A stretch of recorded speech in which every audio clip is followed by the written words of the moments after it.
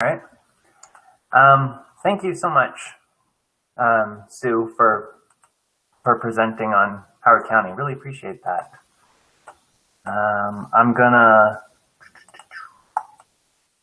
start this up. There you go. Everyone can see that. Okay, so I'm going to give a bit of a background on what the atlas actually is. This is the third one that Maryland and DC have done. Maryland is kind of where atlases were hatched. Originally, they began over in Europe, and Chandler Robbins, who was mentioned earlier as being the fella who banded wisdom, the oldest banded bird, he heard about these atlases overseas and thought that it would be a great thing to bring over here and document the breeding birds of North America. And so it started in the 70s, just a pilot project, and Howard County was kind of the first place where these atlases were tested out in North America, which is really neat because they've become a global thing to document breeding birds. Most countries have done at least one, often two, and I think almost every state except like Montana, Wyoming, a couple others have done atlases. Most of the provinces of Canada have done them. And we're now moving into our third. We're the first state alongside of New York to be moving into the third. And the great thing about doing these, they're about 5 years long usually for the data collection. And then there's a gap, and then you do another one. And the idea is that you compare these 5-year chunks to each other over, it's usually about 20 years, and you can see how things have changed. So the first one in Howard County was done in the 70s, and then a statewide atlas was done in the 80s, another one in the early 2000s, and now we're doing this one. And so we can really see how things have changed for the breeding birds of Maryland and DC. So atlases typically try and estimate the distribution and the abundance, and to some extent the timing of when the birds are nesting across a region. But the trick is, how do you get people into every single corner of the region, right? Usually the way that this is done is by laying a grid over top of the area that you want to cover and sending people into every single one of those blocks, or maybe a sample of them. Maryland and DC are small enough that we can send folks into every single block. So we've got 1,300 9-square-mile blocks that overlay the whole area. And folks go into every single one of those blocks and document all of the breeding birds that they are able to find in each of them. And of course, you have to decide whether a bird is breeding or not. And for some birds, that's fairly easy. A robin, they're pretty straightforward. Their nests are easy to find. A lot of birds, though, are much better at hiding their nests. How do you find them? And so you use behaviors to document different birds. We've got a set of about 22 breeding codes, and these are just ways that we categorize the behaviors that you see. And so this can be things like a bird that's singing, or a pair of birds, or maybe a bird that's carrying nesting material. All of these are different behaviors that relate to breeding, and when you find them, indicate that, oh, that bird is trying to lay some eggs and raise some chicks. So once we've collected all of these data, we can use them to document how populations change over time and how the areas that they live in, how those areas are changing as well. If you have birds that are disappearing from an area and it's correlated with a loss of habitat, chances are the reason why they've disappeared from that area is because you don't have that habitat anymore. You can also identify where important areas are for birds, whether it's for one species, like say a colony of herons, or maybe it's for a bunch of different species. Maybe that area is just really rich in species. And so you can identify these important places to protect. You can also identify where species at risk are nesting and whether that's changed over time. So each bird that's found is given a breeding status. And so I talked about the breeding codes, and we use these breeding codes, right? The codes are just categorizations of the behavior that you observe the birds doing. We use those codes to assign the breeding status to each of the birds. If you just see a bird, a random bird, most of the birds right now, that's just an observed bird. It's not breeding. You just saw it. That's the lowest breeding status. It's not really even a breeding status. It's just a bird. And then you've got possible breeding status. This is pretty weak. It's pretty much just a bird that was in the right habitat or a bird that was singing. And then you've got probable and confirmed codes. And it's basically the strength of the evidence of the behavior that you saw that decides whether it's probable or confirmed. They're fairly similar to each other. I've got on this slide here, I've got codes S7. That's a bird that's been singing for a week or more in a location. That indicates that it's holding a territory, more likely to breed. You find a male and female of the same species that are together, a pair of birds. Code N, that is visiting a probable nest site.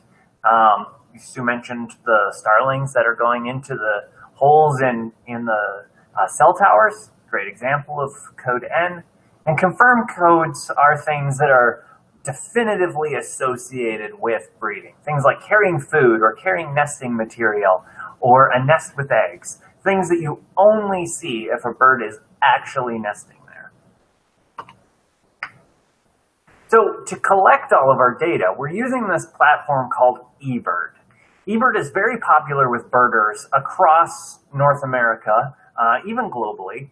It's got about 600,000 users and around 600 million observations. eBird works by, you can use either an app on your phone or the website, and you just record the observations that you saw while you were out birding. And so each list of bird sightings that you had is associated with the place where you were birding and the date. And it also records how long you were out there birding for. This is really super information for anyone who wants to look at bird populations or distribution or how they're changing over time. Basically, it's perfect for if you're going to do an atlas. So we're using the eBird platform to collect all of our data. The only thing, if you want to submit data to the atlas, that you have to keep in mind is that there's what's called a portal to collect all of the atlas observations. And this portal is essentially just a label that gets applied to your checklist that says this checklist was collected for the Maryland and DC Breeding Bird Atlas. And that's how we know that, okay, that checklist, it's not just a general eBird checklist, that's for us. And so to use the portal, you can change it in the settings of your phone, or you just go to the web address of the Atlas portal. And these things are all in the handbook, which you can get on the website. I can put the link for it in the chat. The other thing that you want to keep in mind as you're collecting data, which is actually pretty easy to forget, even if you're an experienced observer, is to stay within block boundaries. That's kind of the basic assumption that we've got that's different from regular birding, is that each one of those blocks, right? I mentioned there's 1,300 of them. They're 3 miles by 3 miles. Each one of those blocks, that's kind of the main unit that we use to see where birds are occurring across the region. And so if you start in block A and you're recording your checklist, and you move into block B and you don't start a new checklist, now you're recording birds from block B as though they were part of block A. And obviously that's not accurate. So we try and avoid that. So if you can, stay within block boundaries. And a little bit later, I'll show you how you can check to make sure that you're staying within those. The other thing is that, unlike previous atlases, all of your observations are independent of what you've seen before. So say yesterday you found a robin and it was sitting on a nest, and you recorded that on your checklist yesterday, and you go out again today and you find it there again today, you can record that again on your checklist. We encourage you to do that. That helps us evaluate the timing of when birds are nesting across the region. Okay, so one of the things that I'm going to talk a little bit about is how we're dealing with, how we're dealing with data review. If you have been involved with eBird for very long, you probably have encountered regular eBird review. If you're out birding and you find a rare bird, it'll flag when you go to submit your checklist. It'll show up, surrounded in orange, and it'll say this species is rare, and it'll ask you to put in comments. And then eBird reviewers will see that, and they'll check out your comments. Maybe you uploaded a picture, and they'll say, "Oh yeah, this is what you thought it was." And the main reason for flagging it is so that you don't accidentally type something that you didn't mean to,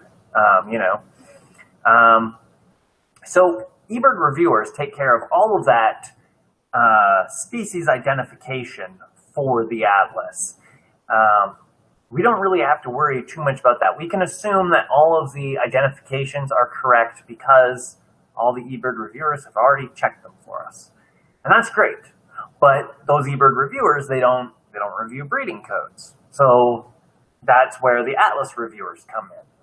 And atlas reviewers evaluate the breeding codes based on 3 different things. How likely the code is according to a species biology, right? So if you've got a song sparrow that's singing, well, that makes sense. Song sparrows sing all the time.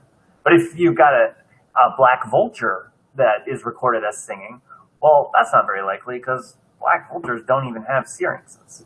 So things like that, we can flag and review those codes. We can also use date to evaluate codes. If something is very early or very late, those codes will be flagged and we can look at them. And then location can also be used. If you've got a species that only breeds in Western Maryland, but you've reported it from Eastern Maryland, that'll get flagged and we can take a look at the breeding code. And then observations that don't quite meet with the criteria that we're looking for, those get reinterpreted. And this is probably a new term for you. This is kind of something that has only come along with atlases. If you've been involved with an atlas somewhere else, maybe you've run into it, but this is down here in the bottom right. This is kind of what it looks like on your checklist. Now, unfortunately, right now, there's no alert system. There's no notification that any of your observations have been reinterpreted. So the only way that you would notice this is if you actually go back and happen to see it in your checklists in the past. We're working to get some sort of notification center, but it's a process still in the works. So for now, it's just, if you happen to go back and see it. So what is reinterpretation? Reinterpretation affects the breeding status. So I talked about breeding codes, right? That's like, I saw a bird singing, I saw a bird in the right habitat, I saw it carrying nesting material. Those are all things that you saw. And, unless you made a mistake, those are true observations. Those happened. That bird was singing. And And then there's the breeding status, and that is how we interpret whether the bird's behavior indicated breeding or not. And so you can see on this screenshot here in the bottom right, this is a checklist from the Maine Bird Atlas, the Bird Atlas in Maine, the state. I think it was from February. Anyways, this common eider here, this person most likely did see pairs of eiders. This observation is correct. It's not wrong. But waterfowl, they're particularly bad for pairing up way before they ever intend to start nesting. And so if you see a pair or a display or even a copulation, that doesn't necessarily mean that they're going to be breeding there. Your observation is still right. You saw them doing that. But, it doesn't mean that they're nesting locally. So we can reinterpret that where it keeps the observation that you had, but it reinterprets the status. And this is what you'll see in the mapping on eBird. If you search for common eider, you won't see this observation as a probable. You'll see it as an observed bird. And so this is what will happen to observations that we review that don't quite meet the criteria that we're looking for. Like I said, it doesn't necessarily mean that it was a wrong observation. It just means that it didn't meet the criteria for local breeding. Sometimes that's as local as the block. An eagle that's carrying food isn't necessarily going to be nesting in that block. Now, this is where comments come into play, because an eagle that's carrying food, if you saw it bring it to the nest, that's a whole different story. But how's a reviewer going to know that unless you put comments in, right? They won't. So they'll have to downgrade that to a probable observation rather than a confirmed observation. So if you can put comments in for things like that, that makes it so much easier for reviewers, and it increases the accuracy of the data. So I'm excited about this. I think it's a good system. You'll start to see the changes sometime within the next few weeks. I do a big filter of all of the data, and then once that's all reviewed, it gets sent in to eBird, and then they implement it in the database. So we're pretty well done with the review. It's just now a matter of when it gets implemented. Okay, so I'm going to talk to you about some of the preliminary results. These are all dealing with checklists that have been submitted to the Atlas portal. I mentioned that earlier. This is that label that says, hey, this is for the Maryland and DC Breeding Bird Atlas, not just general eBird. And these are all observations from between January and the end of October. I'll be able to download the November data next Tuesday, which, can you believe it, that's when great horned owls, their safe date opens up. I can't believe we're 5 days away from that. Wow. Anyways, these are checklists that contain at least one breeding code, or they were nocturnal checklists. So that's all that we'll be looking at with these preliminary results. These are the Atlas data, the checklists that have at least one breeding code and or are nocturnal. Okay, so here is a view of statewide effort by county. This just blows me away. I was not anticipating this whatsoever, especially, given the situation with COVID. But it's fantastic. And Howard County, right up there, not surprisingly, in the top 3 in terms of the amount of effort. And so what we've got here is the blue on the right is that's the coded, that's the Atlas effort. The red on the left-hand side, that's all of the stuff that we're not considering. So those are checklists that are submitted with no breeding codes, basically just birding checklists. And you can see that there's quite a big difference between counties with lots of people in them, like Baltimore, Montgomery, and Howard County, and then places where basically, no one lives, like Kent or Carolyn or Somerset County. So moving forward, we'll be hoping to try and get some of the effort from, the greater population centers out a little bit further in the state. So this is that same data that I just presented to you. This is only considering coded checklists. This is just atlas data. And so you can see here, the brighter the blue is, the more effort that's gone in. And you can really see that it's centered around where people live, which makes total sense. There's also this little pocket out here where there's lots of species, which, who doesn't want to get more species, right? That makes sense too.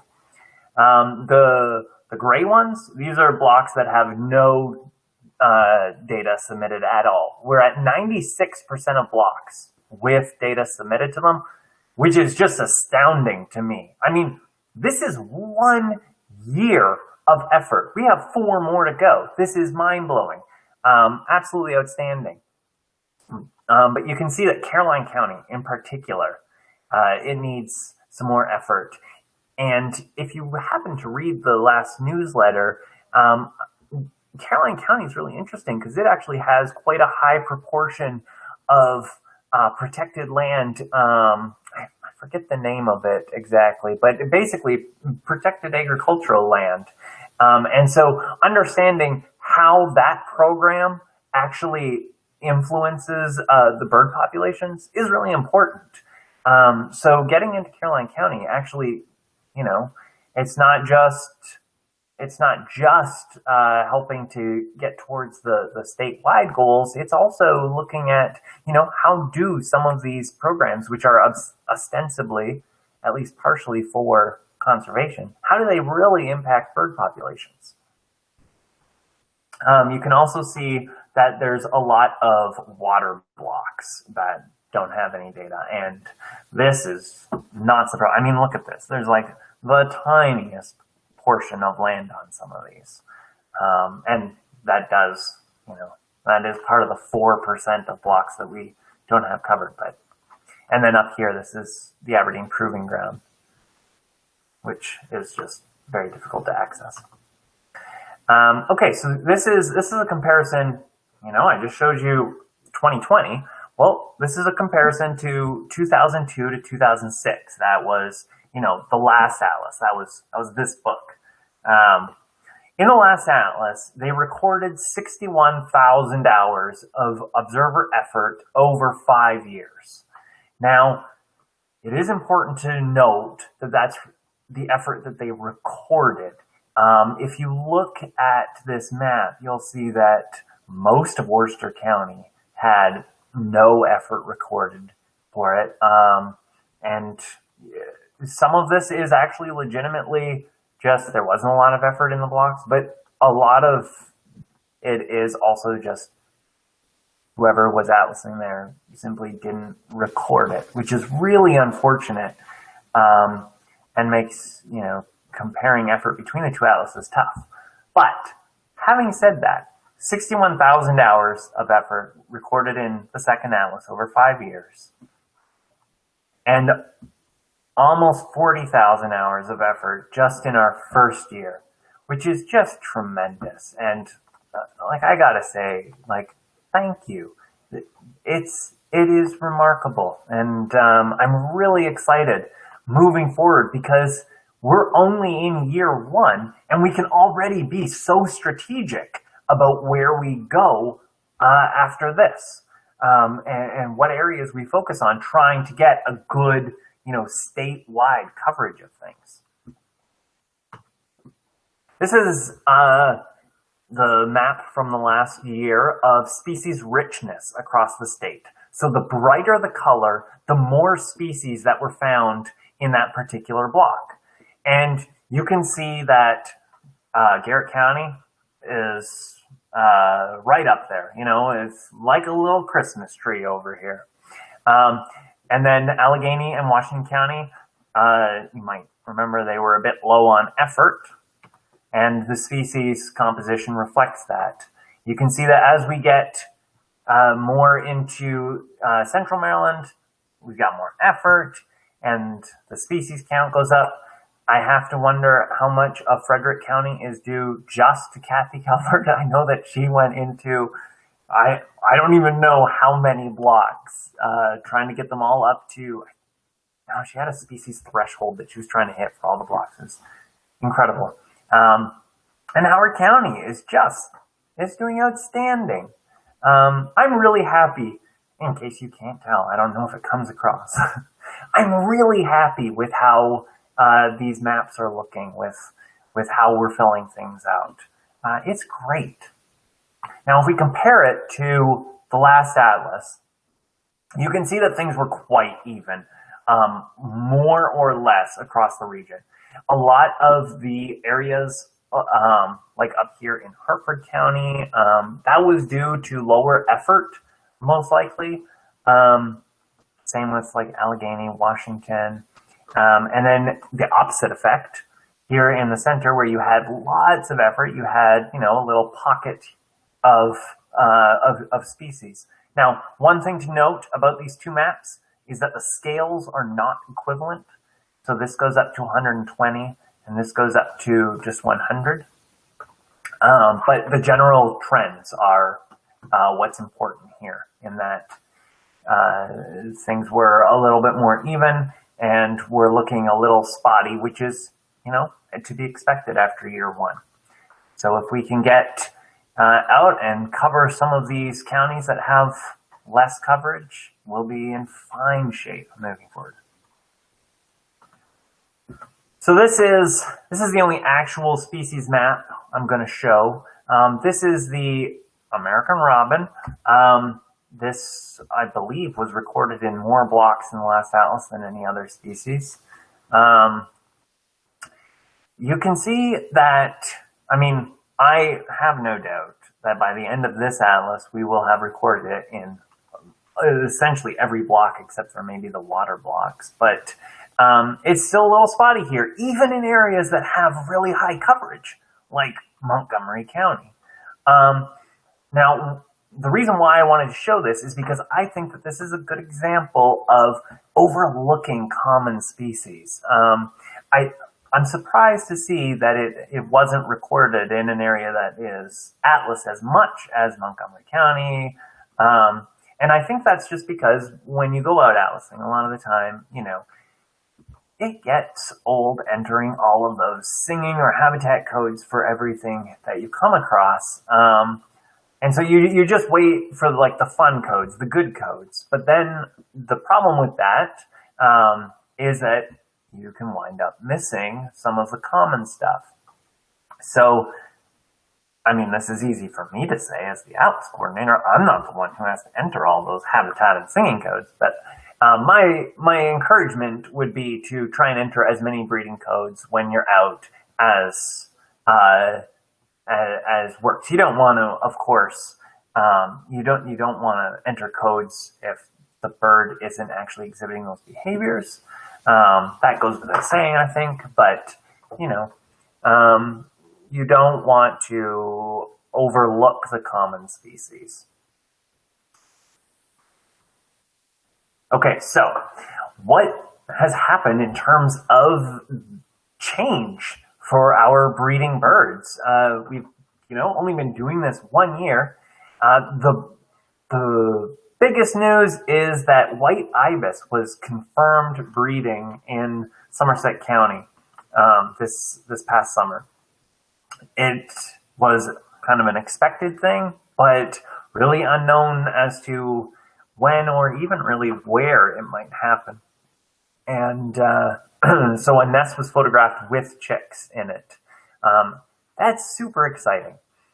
Other species that have been confirmed in past years but are new to a breeding bird atlas here are Mississippi kite, There was a nest found in Calvert County, Merlin up in Allegheny County, and sandhill cranes in Garrett County. All really exciting stuff. Okay, so if we're looking ahead to 2021, which, gosh, that's only in like 2.5 weeks. How did that happen? Anyways, if we're looking ahead to 2021, what are some of the things that you're going to want to be thinking about? One of the first things is nocturnal effort. This is, especially in the early part of the year when owls are calling, this is really important to try and get for getting blocks to their completion targets, which I'll talk about in a bit. So as much as you can, and I know it's not easy because I personally like to be in bed by like 10 o'clock every night. After that, I'm just a mess. But now, if you can, getting out and doing more nocturnal effort is really important. The other thing that makes a big difference is using the block species list. So every single block that was in the last atlas has a species list. And you can get it by going to this web address, which I can put in the chat so that you can copy and paste it. This has a PDF which has links to every resource that you can want, including where to find the block species list. And so all that it is a list of the species that were found in that particular block during the first and the second atlases. So that's the 80s and the early 2000s, and what breeding status they reached. And there's actually been research done that's shown that atlasers who use species lists from the past find more species than people who don't. And I mean, if you stop to think about it, it makes sense because it just, you know what to look for. And sometimes they won't be there. You know, if the habitat's gone, the bird's going to be gone as well. But it gives you a really good indication of what kind of things you might be able to find. You're also going to want to focus on getting probable codes. Probable codes and confirmed codes, there's not a huge amount of difference between them in terms of the information that they convey. So probable codes, much easier to find, more efficient. If you can get lots of probable codes, you'll find your confirmed codes along the way, and you'll make your way through blocks a little faster and more efficiently. Finally, completion targets. So every block for the atlas, all 1,300 of them, has the same set of targets that we want them to reach, so that when it's all said and done, we can compare them all, and they've all got the same minimum standard. We want each block to have at least 70 species. 40 species is okay if it's an urban block or really agricultural or one of those partial blocks. But in general, you know, for most of the blocks, we're looking for 70 species. We also want 20 hours of effort during the day, and we want at least an hour of nocturnal effort. That nocturnal effort is really quite a low goal. It would be nice to have more than that, but nocturnal effort is just tough. So we've set it at 1 hour. To make sure that the effort that is put in is at the right time of year, we have the proportion of breeding codes to look for. We don't want more than 25% possible codes, because a bird that's in the right habitat, a bird that's singing, that's really not great evidence that it is nesting nearby. We'd like something better than that. And we want to have at least 25% confirmed codes, because confirmed codes kind of indicate that you spent more time there, just because they're a little bit harder to find. So those ones are pretty easy to check for. You know, if you go to a block summary on the website, you can see all of that information. Quite easy to look at.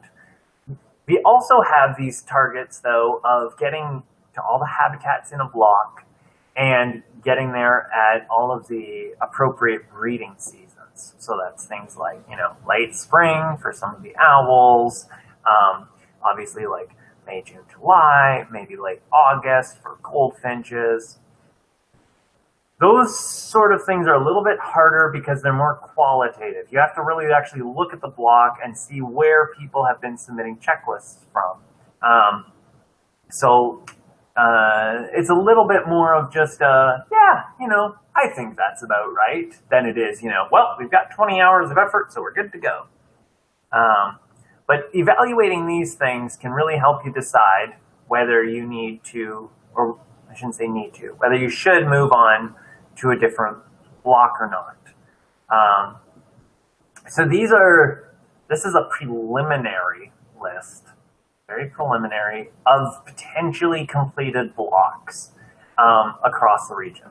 So these are blocks that have met the effort hours, the species, all those things. Now, we talked about the review earlier. That review hasn't been put in place yet, so the species totals could change.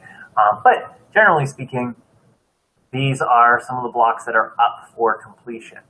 In Howard County, you've got these 4 that are looking pretty good to go, and lots of others that are close. A lot of the hang-up, really, is on getting that hour of nocturnal effort. And that's going to be a constant theme for the Atlas. Gosh, come like year 4, I bet every second word I say is going to be nocturnal, nocturnal, nocturnal. But as much as I've talked about getting out and, covering places that haven't been covered yet, I really don't want you to feel like that's what you have to do, or that, atlasing in a place that's already completed or that has lots of effort is not useful or a bad thing. It's not. It's great. If you can go somewhere that hasn't got the, requirements met yet, that is fantastic. That goes towards meeting the statewide goals. But if you can't, or even if you don't want to, that's totally okay. I mean, ultimately, atlasing is really, it's just about going out and enjoying birds and getting to know them better.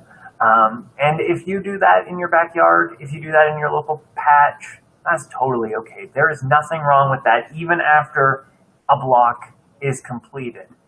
Even after there's tons of information submitted for it. It all counts.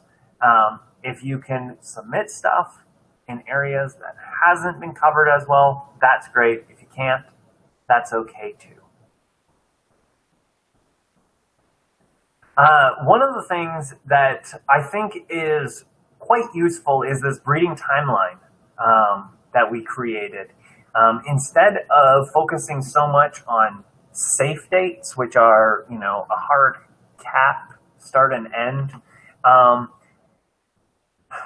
and maybe I should explain safe dates. Safe dates are the idea that a bird that migrates through an area, once you get to the start of that safe date, it's safe to start counting that bird as breeding. Earlier than that, if you just see a random bird, you don't know whether it's migrating or whether it's breeding. And so, unless it's doing some behavior that is really, confidence inspiring, you don't want to count it. The problem is that just because a bird isn't within safe dates, that doesn't mean it's not breeding. And sometimes that fact can be glossed over and the safe dates can be treated as hard and fast. I'm not going to count any great horned owls I find until December 15th. So what the breeding timeline hopes to accomplish is to kind of show that overlap that exists between safe dates, which that's the start and end of the safe dates are this dark green dashed line. So for killdeer, that's from early March till late September. And then the light green line, that indicates when they're migrating through. Sorry, I got that backwards. I'm sorry. The light green line, these are the safe dates. The dark green line is when they've been recorded nesting. And so you can see that the nesting period is quite a bit longer than than the safe dates allow for. We calculated this using the egg dates that have been recorded for the state, and then the migration and dispersal times. That's all based off of safe dates. I think it's a really great resource to give you a good indication of, whether something just isn't in safe dates, or whether, there is a chance. Like, you can see the black-necked stilts, things pretty much line up. Whereas, with woodcock, they can be nesting far in advance of the safe date. You can find this breeding timeline on the website. A link to it is in that document that I mentioned earlier, which I can put a link in the chat for. Okay. Checklists. Yes. Gabriel, the link is in the chat. Oh, perfect. Thank you so much. So checklists, some of the things that you want to do. This is kind of things that people who have experience with eBird will understand, maybe more so. You want your checklist to be complete. This basically just says, hey, I reported all of the species that I saw today, and it lets people who are analyzing those checklists know that there weren't any of the common, trash birds left off of the checklist. Your location should be as precise as possible. Don't use the whole block as your location, because we're able to look now at a finer scale than we were in the past. It used to be that you just recorded things for the block, and that was good enough. Now we can use the actual precise location of where you were atlasing, and we can use that to look at what kind of habitat the bird was associated with, or what sort of bird community you can find there. And short distances are better than long distances as well. It helps with that whole habitat thing, but it also helps keep you from crossing block boundaries. If your checklist is shorter, you're less likely to run across a block boundary. This is my artwork. You can see why I don't do a lot of artwork. But the idea is, stay inside those block boundaries. And there's a screenshot from the app.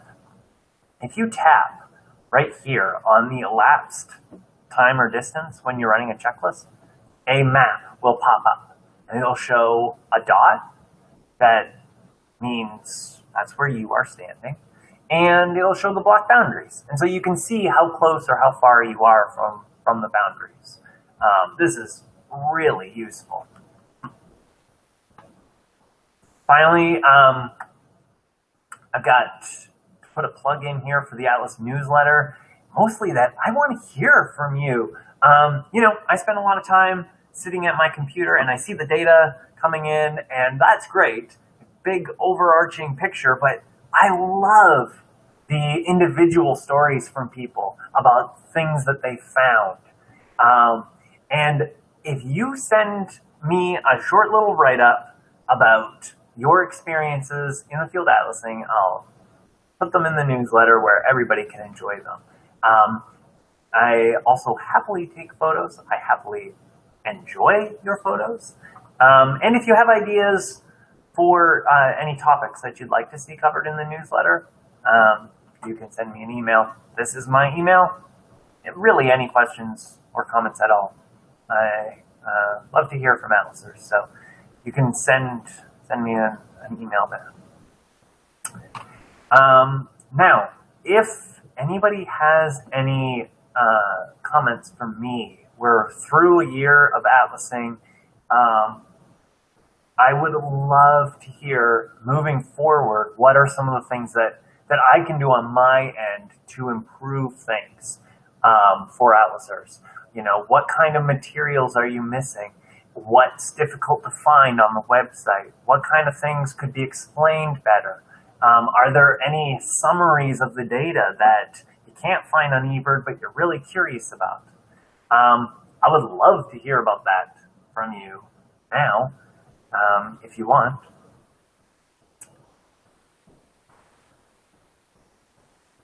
The only other thing that I will say before opening it up to questions is just a massive thank you to Sue and Dave, your county coordinators. They are both just astonishing people. I have the immense pleasure of interacting with regularly. And, you know, we couldn't do this without the county coordinators. And you Atlasers, 4,400 hours in your county alone, 200 of you? You make my heart warm. That's it for me.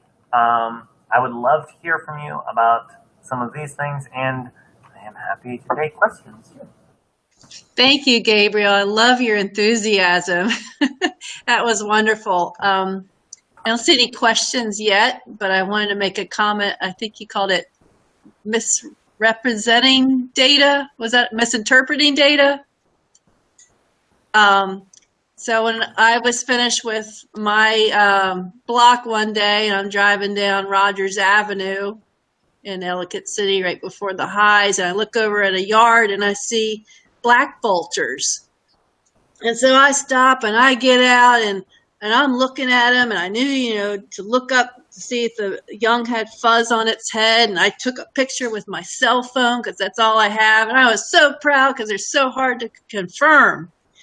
And I put that in my checklist, and I got an email from Gabriel telling me that they wander. And so it probably, you know, wasn't able to be confirmed in that spot because they move around. Vultures are the worst, honestly. They are the worst. They're just tough. And, you know, there's a very good chance that those were local nesters, but they also could be from a block over or something. So better to be on the safe side. We actually found a nest this year in one of our blocks, coming out of a huge old hollow tree. And later we had 3 of them flying around. One was the young bird. So, was it in the hollow at the bottom or within the trunk of the tree? It's hard to explain this tree. It looks like something that might be in a Disney cartoon. It's this huge old hollow oak with these big branches that come out, each of which is broken off, and they themselves are hollow, and the birds go in and out through one of the hollow branches and are down in the oak. I don't know. I mean, I haven't gone in to look. They go in and out. So, yeah. We used to be pair nesting in Wheaton Regional Park in an old shed, so that's another place to look. And on the grounds of the Beltsville Ag Research Center, the nest in some of those old abandoned buildings. I didn't confirm any this year, but because we weren't over there at that time, but there is a suspicious building that I'm going to check this summer that I've had them in there and hissing at me and flying out and flying back in and threatening and so forth. So I have a feeling they're nesting in there. One of the things apparently that vulture researchers do to try and find vulture nests is that they travel around the area in like February, March, a few weeks before the vultures actually start nesting. This works for black and turkey vultures, but especially for black vultures. And they look for pairs that are sitting together. And apparently the vultures will look over their nest site for a couple of weeks before actually committing to it.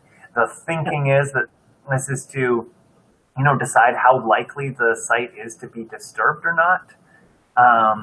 And so this can be a really great way to, you get a probable code if you find a pair of vultures doing this. But it can also be a great way to, if you're not 100% sure that that's a pair of vultures or just 2 vultures sitting together, you can go back and check on it a few weeks later and see if you can find a nest. Well, thank you, Gabriel. Can we give a round of applause to Gabriel if you want to unmute and Sue? Hey.